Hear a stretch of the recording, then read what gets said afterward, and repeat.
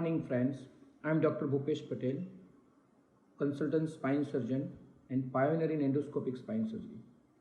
Friends, I want to discuss some myth and truth about endoscopic spine surgery. We can say endoscopic spine surgery specifically because in our society we are rapidly progressing in medical field. So medical field, if you compare 10-15 years back and now, there's tremendous changes in medical profession and medical skill, instruments and technology. So now we are entering the era of minimal invasive surgery or endoscopic surgery. So friends, you have seen when I was in medical college 2001 to 2004, at that time if someone is doing laparoscopic cholecystectomy, a gallbladder surgery, so people or surgeon used to laugh at him. They said, okay, I can remove a gallbladder within 20 minutes by doing open surgery. Why you are wasting time for 1.5 to 2 hours in laparoscopic cholecystectomy? But after 15 to 20 years, you have seen that now a laparoscopic cholecystectomy is the gold standard for gallbladder surgery. This is a statement from Love and Bailey, the most readable and most authentic book in general surgery, or general, you can say general surgery. But in spine we have lots of resistance, because in spine not a single route of technique is superior to other route. So we have to choose our patient. As a spine surgeon, I can do open spine surgery, I can do endoscopic spine surgery, I can do minimal invasive spine surgery. Minimal invasive spine surgery, let's talk about minimal invasive spine surgery. Minimal invasive spine surgery means in surgery where you don't put the big incision. You do surgery with a very small incision, even though you damage a little bit of tissue.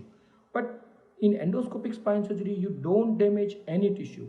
You just put the skin incision and everything you dilate the crack, or everything you just put your scope inside the spinolaminar junction or transforaminal root.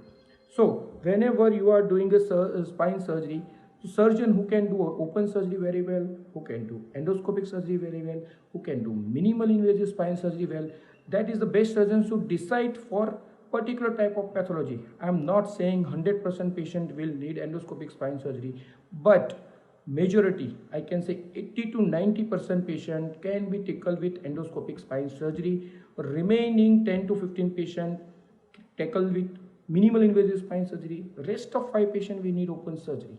Right now in my practice, I do almost all the cases, 90 to 95% spine cases with endoscopic spine surgery or minimal invasive spine surgery. So when you are entering the era of global revolution in technology and global revolution in optics, minimal or endoscopic spine surgery is a blessing. Even for our practice, initial days we thought that transforaminal will solve every problem. No, transforaminal will not solve the problem. Yes, for disc herniation up to the L4-5 level, transforaminal is the best surgery because it's the most and least minimal damaging the tissue, and we remove the pathology without damaging any body structure. Yes, if patient has a canal stenosis without any instability, we can definitely do interlaminar approach by PSLD, what we can do percutaneous stenoscopic discectomy decompression, or UBE, biportal endoscopy. Here what we do in biportal or uniportal interlaminar endoscopy, exactly what we do in open spine surgery. Same pathological culprit, same pathological tissue we remove to decompress the nerve root. Understand, we remove to decompress nerve root, same pathological tissue. So there is no question about completion or no question about completion of the surgery. We do same work what we do open surgery, just we don't cut natural body tissue like spinous process, interspinous ligament, too much facet joint, too much lamina. We remove the what is necessary to remove the pathological factor which pinching your nerve root. And of course, if patient has a symptomatic instability, then we need to fuse it. That we also do percutaneous fixation, what we do in minimal invasive spine surgery, but endo-assisted fusion. Here we can completely decompress your thecal sac and nerve root, and additionally we can stabilize and fuse it nicely. So this is myth about open surgery can do very well, then endoscopic spine surgery is completely baseless. So we have to focus how in the new era, how we improve our patients' compliance. We do the less damage to the natural body tissue, because God has given all the body tissue. There is some purpose for each and every tissue in your body. So we should not damage body tissue which is there just to improve your exposure.